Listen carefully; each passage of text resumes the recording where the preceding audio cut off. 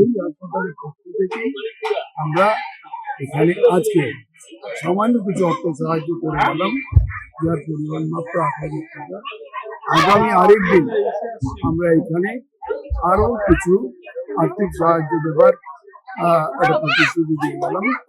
আমরা এই বন্যা দুর্গত মানুষের পাশে দাঁড়াতে পেরে নিজেদের কৃতজ্ঞতা জ্ঞাপন করছি, আমরা কৃতজ্ঞ হচ্ছি। আর পাশাপাশি যারা এটা উদ্যোগ নিয়েছেন, যারা এখানকার এই এলাকার মানুষ, ধূপগুড়ি পশ্চিম এরিয়া কমিটির পক্ষ থেকে তাদের আমরা আন্তরিক অভিনন্দন জানাই, সংগ্রামী অভিনন্দন জানাই। কিন্তু আমাদের উদ্দেশ্য যেটা, যে আমাদের রান্নাঘর করার উদ্দেশ্য হচ্ছে যে বগড়িবাড়ি গ্রামের যে আমাদের হোগলাটবাড়িতে মানুষগুলো সর্বশান্ত হয়েছেন, বন্যার ক্ষতিগ্রস্ত হয়েছেন, তাদের সবকিছু শেষ হারিয়ে ফেলেছেন এবং কিছু কিছু পরিবার আছে তাদের বাড়ি ঘর, জায়গায় জমি, গরু বাছুর কিছু নেই, তারা সর্বশান্ত হয়েছেন।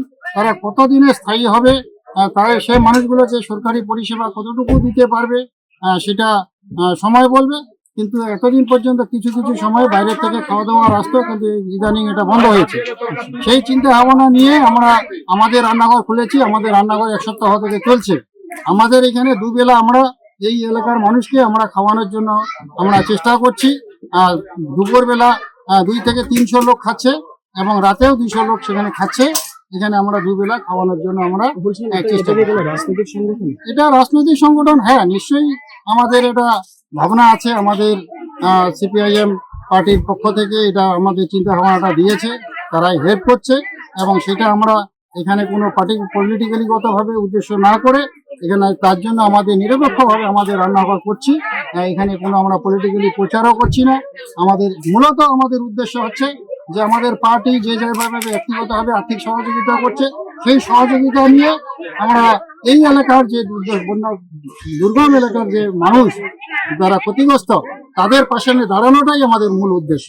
মানে এই যে বন্যা দুর্গতদের পাশে দাঁড়ানো, এই সমস্ত একেবারে ছোট ছোট বাচ্চাদেরকে নিয়ে মানে কিভাবে এটা হলো, মানে পুরো আমরা এই বন্যায় দেখছি, খবরে দেখছি, যে মোবাইলে দেখছি যে সবাই বন্যার জন্য খুবই দুর্ভোগ চলতেছে।